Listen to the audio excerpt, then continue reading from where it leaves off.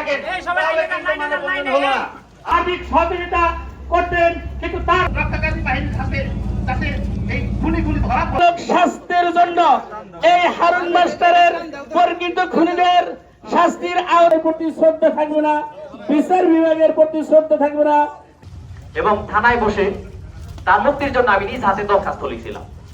আজকে সিনিয়র নেতৃবৃন্দের আমাদের থানা সচিবের পক্ষ থেকে নজরুল ইসলাম লিটন ভাই, নজরুল ইসলাম করছি পাড়া হাবলেদ্দিন উচ্চ বিদ্যালয়ের ছাত্র তার ফ্যামিলি সব পাশে সকলে আছেন কিনা?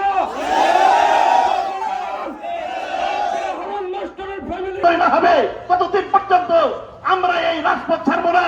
হয়ে গেছে 8 দিন চলে কিন্তু আমরা এখনো দৃশ্যমান কোনো বক্তব্য রাখবেন।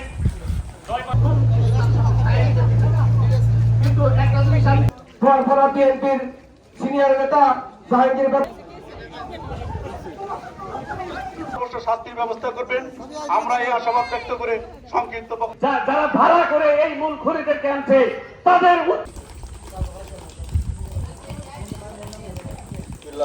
এই বলে আমরা বক্তব্য শেষ করছি। খুদা হাফেজ। সংগ্রামী সাথী বন্ধুগণ, এবং যে এই ব্যাপারটা বিশেষ করে খেয়াল রাখবেন যে খোলা পানিতে যে কেউ মাছ শিকার করে গেছে কিনা এটার দিকে আপনারা খেয়াল রাখবেন।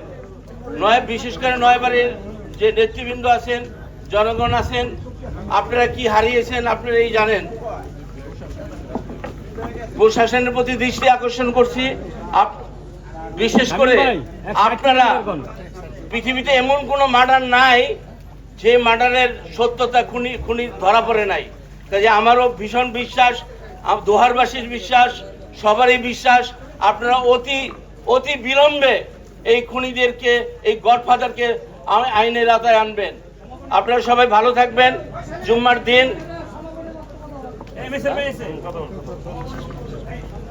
আপনারা সবাই ভালো থাকবেন এই বলে আমি আমার বক্তব্য শেষ করছি। খোদা হাফেজ।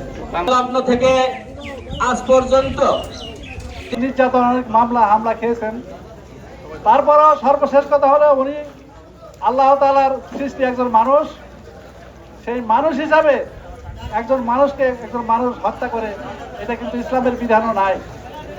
তো যাক, আজকে আমরা 2-3টা জিনিস এখানে দেখতে পাই। এখন আমাদের এই হত্যার বিচারের ব্যাপারে আমাদের সুষ্ঠু তদন্ত এবং সুশৃঙ্খল ভাবে আমরা বসবাস করছি। এখানে মৃত্যু বা রাজনীতিতে অপমৃত্যু কখনোই হয় না খুব একটা। তবে আমি বলবো নয়াবাড়ি সহ পশ্চিম অঞ্চলের রাজনীতিটা খুবই শান্তপ্রিয়। সেই জায়গায় হারুন মাস্টারের মতো ব্যক্তিকে যারা আজকে এইভাবে নৃশংসভাবে মেরেছে, আমরা ফুটেছে কিছুটা ব্যক্তি দেখতে পাচ্ছি। আমি আইন শৃঙ্খলা বাহিনীকে দৃষ্টি আকর্ষণ করছি, আপনারা অতি বিলম্বে ওই ধরনের লোকদের সিসি ক্যামেরার ফুটেজ অনুযায়ী ধরুন এবং তার সূত্রপাতে প্রকৃত এই হত্যাকারীদের সাথে চক্রান্তকারীদের চিহ্নিত করুন এবং আইনের আওতায় আনেন। আইনের আওতায় এনে তাদেরকে আমরা সর্বোচ্চ শাস্তি ফাঁসি দাবি করছি এই মুহূর্তে। ভাইরা, আজকে যারা এখানে উপস্থিত আছেন আপনাদের কাছে একটি কথা আমি বলবো, হারুন মাস্টার বিগত দিনে আমরা যতটুকু জানি